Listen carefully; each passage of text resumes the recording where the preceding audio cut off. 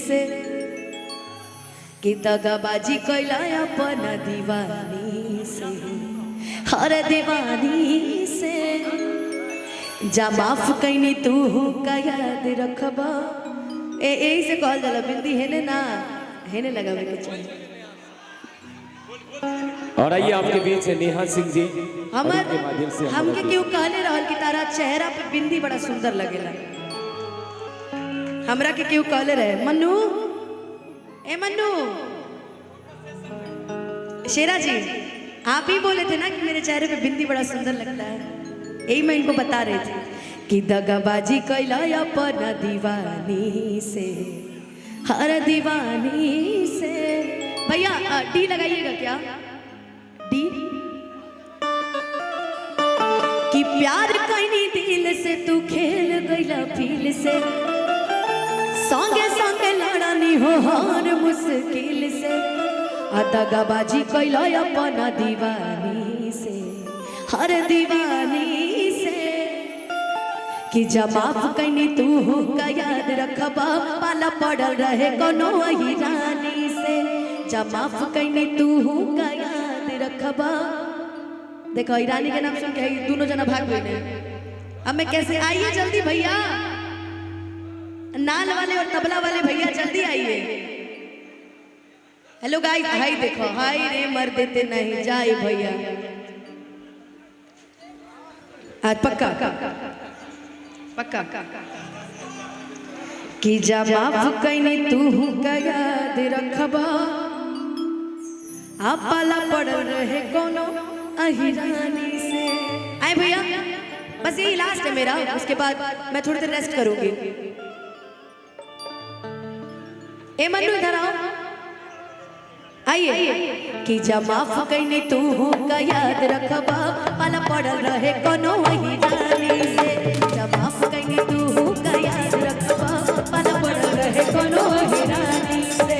प्यार कैनी दिल से तू खेल गईला फील से, प्यार कैनी दिल से तू खेल गईला फील से। संगे संगे लड़नी हो हर मुश्किल से, संगे संगे लड़नी हो हर मुश्किल से। दगाबाजी कैला अपन दीवानी से, दीवानी से। जा माफ कैनी तू का याद रखबा, पाला पड़ल रहे कोनो हिरानी से। जा माफ कैनी तू का याद रखबा, ओ हिरानी से। हमरा चलत रहे भैया, हमरा तहरा से कहे के, तहरा से डिंपल से हमरा कहे के। रंगदारी मिलल बा विरासत में, न टाइम न लागी सियासत में। रंगदारी मिलल बा विरासत में, काहे डरी हो।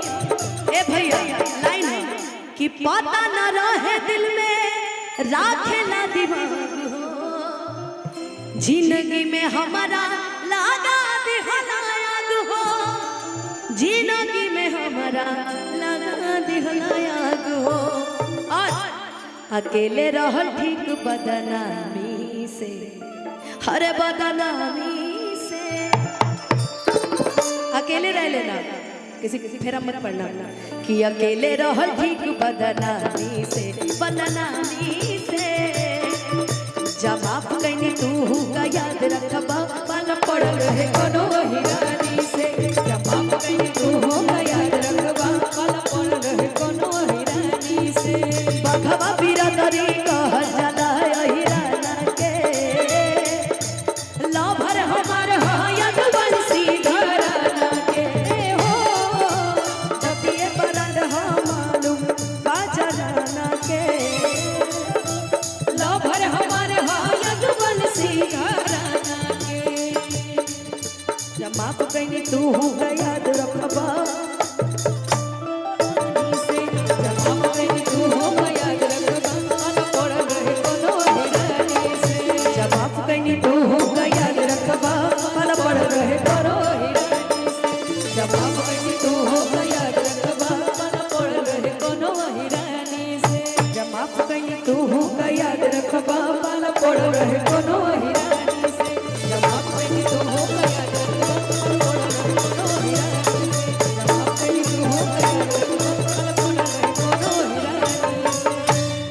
जब माफ कैनी तू का याद रखबा, पाला पड़ल रहे कौन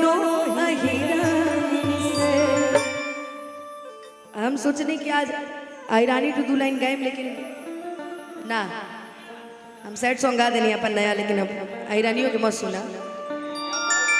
आयरानी 2 भी बहुत जल्द